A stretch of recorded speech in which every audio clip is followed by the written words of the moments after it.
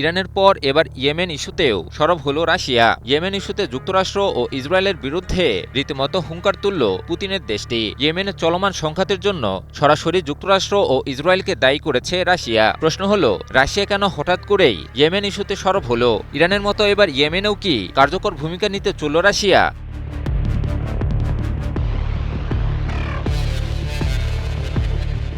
সম্প্রতি জাতিসংঘ নিরাপত্তা পরিষদে রাশিয়ার প্রতিনিধি ইউলিয়া জোধানোভা ইয়েমেনে ক্রমবর্ধমান সহিংসতার জন্য যুক্তরাষ্ট্র ও ইসরায়েলকে দায়ী করেন। এ সময় ইয়েমেনের উপর আরোপিত সকল ধরনের অবরোধ সম্পূর্ণভাবে তুলে নেওয়ারও আহ্বান জানান তিনি। কাতার ভিত্তিক সংবাদ মাধ্যম আল জাজিরা এক প্রতিবেদনে তুলে ধরে এ খবর। রাশিয়ার ওই প্রতিনিধি আরও বলেন, আমরা ইয়েমেনের সামুদ্রিক ও স্থল অবরোধ সম্পূর্ণভাবে তুলে নেওয়ার এবং দেশটিতে খাদ্য, ওষুধ ও অত্যাবশ্যকীয় পণ্য সরবরাহের উপর থেকে সমস্ত বিধিনিষেধ অপসারণের সুস্পষ্ট দাবি জানাচ্ছি। জাতিসংঘ নিরাপত্তা পরিষদকে ইউলিয়া জোধানোভা বলেন যে ইয়েমেনে দীর্ঘদিন ধরে শান্তি আলোচনার কোনো অগ্রগতি নেই। এই স্থবিরতার কারণেই হুথিরা মধ্যপ্রাচ্যের আঞ্চলিক যুদ্ধে জড়িয়ে পড়তে বাধ্য হয়েছে, যা মূলত যুক্তরাষ্ট্র ও ইসরায়েলের কারণে শুরু হয়েছিল।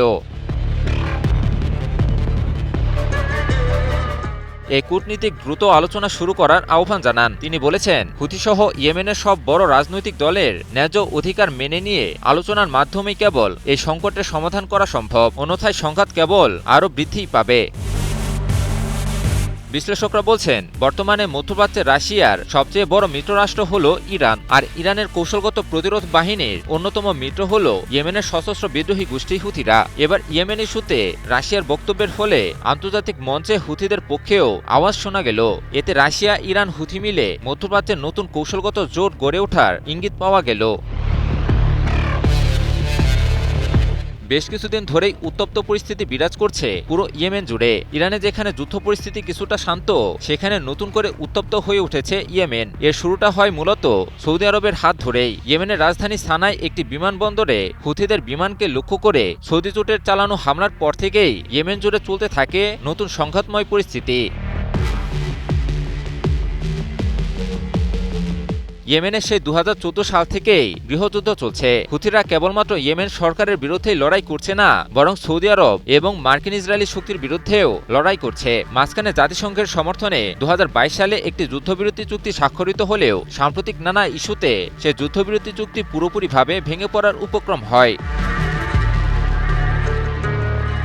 বর্তমানে তার প্রেক্ষাপটে পুরো ইয়েমেন জুড়ে এক ভয়াবহ সংঘাতময় পরিস্থিতি বিরাজ করছে। সম্প্রতি আন্তর্জাতিকভাবে স্বীকৃত ইয়েমেন সরকারের সেনাবাহিনী এবং সৌদি আরবের বিরুদ্ধেও ভয়াবহ হামলা পরিচালনা করে হুথিরা। এতে করে মধ্যপ্রাচ্যের সংঘাত আরও বৃদ্ধি পাওয়ার আশঙ্কা দেখা দিয়েছে। সেই সাথে হুথিদের পক্ষে রাশিয়ার এই হুঙ্কার মধ্যপ্রাচ্য ইস্যুকে আরও জটিল করে তুলতে পারে বলে সতর্ক করেছেন বিশ্লেষকেরা। ইমন আলী, নিউজ 24।